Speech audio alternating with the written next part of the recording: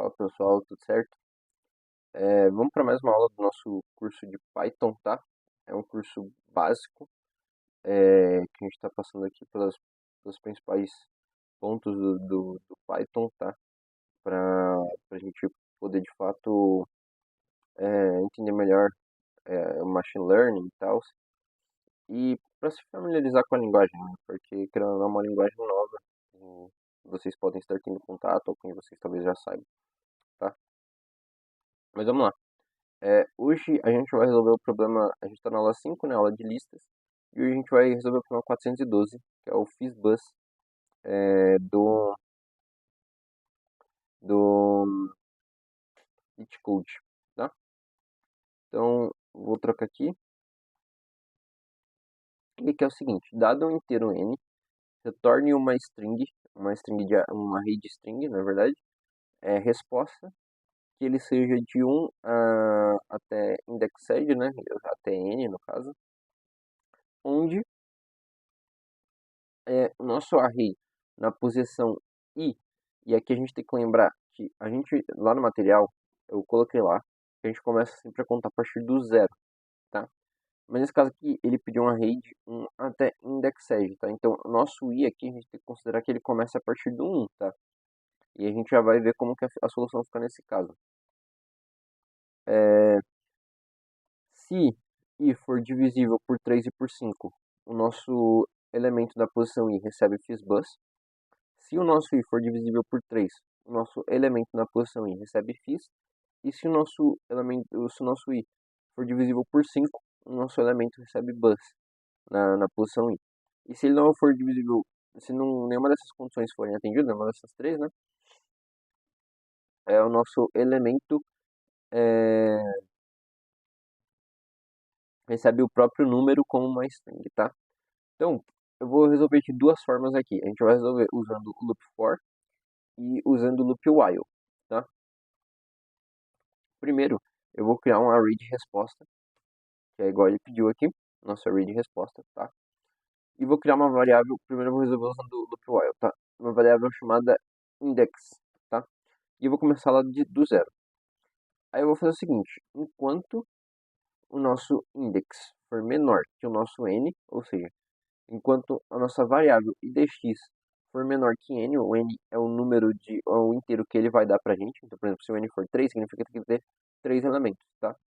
Então a gente quer ver, enquanto o nosso index for menor que n, o nosso número de elementos que a gente quer ter, a gente vai fazer 3 verificações, que ele pediu aqui, né? Então, o que acontece, tá? Imagina que o nosso n é 10.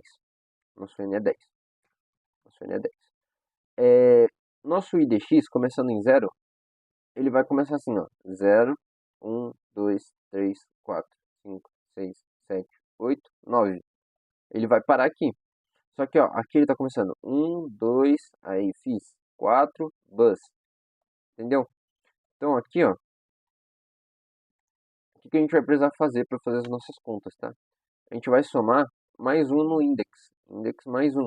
Então, se você começa em 0, ele vai pular um para frente. Então, vai ser 1, tá?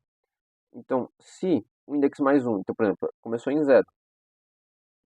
E aí, começou em 0. E aí, agora, a index mais um vale 1. Se ele for o módulo da divisão por 3, então, se ele for divisível por 3, o módulo da divisão por 3 for 0, o módulo da divisão por um número significa que ele é divisível por ele. Então, por exemplo, se a gente tiver 14, o módulo da divisão de 14 por 7 tem que dar 0, porque é o resto, né? Então, lembra, se a gente tiver, por exemplo, 8 dividido por 7, qual que é o módulo da divisão de 8 por 7? Vai ser 1, porque é o resto da divisão, tá? And, então a gente vai usar o nosso operador e. Então, uma coisa e outra tem que acontecer. Então, o nosso idx mais 1 é módulo da divisão por 5 tem que ser igual a 0. Então ele tem que ser divisível por 3 e por 5. Caso isso aconteça, a gente vai adicionar no nosso array de resposta o nosso elemento FizzBuzz, tá? Elif. Então, se a gente verifica, não é divisível por 3 e por 5, então ou as duas não foram atendidas ou alguma das duas, tá? Aí a gente vai verificar se IDX mais 1 é divisível por 3. Se isso aqui for verdade, a gente faz o que ele está pedindo lá. A gente adiciona aqui o nosso FIS, tá? Se não, a gente verifica se ele é divisível por 5 agora, tá? Se isso aqui for verdade, a gente adiciona o bus, tá? E se não for nenhum desses casos, então else, a gente vai adicionar o próprio IDX mais 1. Então, só que ele é em formato de string, tá? Ele pede aqui que seja em string, tá? As a string. Então a gente precisa converter para inteiro. Aí a gente usa esse métodozinho str aqui, tá? Então a gente adiciona no array FISBus se ele for divisível por 3 e por 5. Se ele for divisível só por 3, a gente adiciona FIS. E se ele for divisível só por 5, a gente adiciona bus. E se não for nenhuma dessas condições, a gente adiciona o próprio número, tá? Esse código, aqui a gente precisa retornar o answer, tá? A gente precisa retornar a resposta na nossa função. Esse código não vai funcionar. Queria que vocês pensassem um pouquinho por que ele não está funcionando. Deixa eu tentar rodar aqui e vai dar time limit. Vai demorar um pouquinho até dar time limit, tá? Mas ele vai dar time limit. Vamos ver. Time limit exceed. Então o que acontece? Por que ele está dando time limit, tá? A gente precisa adicionar a nossa variável, a gente precisa incrementar a nossa variável IDX. Então ela começa em 0 e ela aqui, por enquanto, ela está valendo 0 para sempre, em toda a interação. Então ela nunca está crescendo. Ou seja, ela sempre vai ser menor que n. Então a gente está caindo num problema de loop infinito. Então a gente precisa colocar, a gente precisa incrementar a nossa variável. E aí, quase espirrei aqui. Mas tudo bem. A gente precisa incrementar a nossa variável. E aí, beleza. Passou nos testes case, a gente submeter aqui, provavelmente vai passar, né? E agora a gente vai fazer usando o loop for. Então eu vou apagar essa variável aqui, tá? E vou fazer o seguinte: for i in range até n. Isso aqui pronto, já tá. E não, né? Vou colocar aqui dx.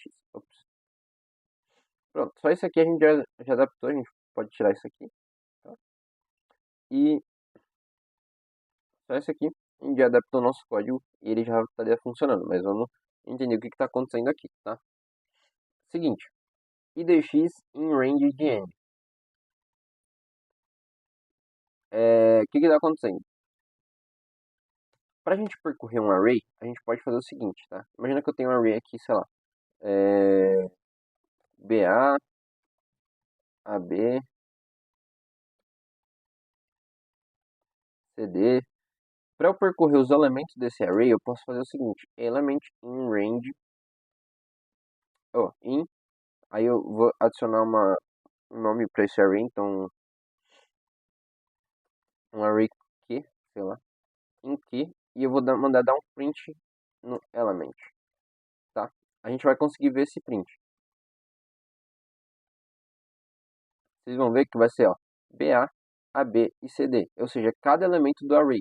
O que isso aqui está fazendo, tá? Esse range n é como se ele estivesse criando um array assim pra gente, ó. 0, 1, 2, 3, 4. Imagina que o nosso n é 10, tá? 5, 6, 7, 8, 9. Ele criou um array assim. E aí o nosso IDX vai ser cada elemento desse array na interação, tá? Então é isso que a nosso método range faz. E aí vocês podem brincar com esse range. Então vocês podem colocar o, o valor inicial, o valor final e o step, tá? Então se você quer pular de 2 em 2, então você quer que seja assim, ó, 0, 2, 4, 6, 8, 10, você pode, entendeu? No caso aqui 8, né? Aí eu apagaria tudo que está daqui para trás. Se fosse um N até 10. Entendeu? Então vocês podem brincar com esse método range. É como se ele criasse um array e o index fosse cada elementozinho desse array que ele criou pra gente. E aí a gente e cada elementozinho desse é um número, então a gente consegue fazer as operações com ele, tá?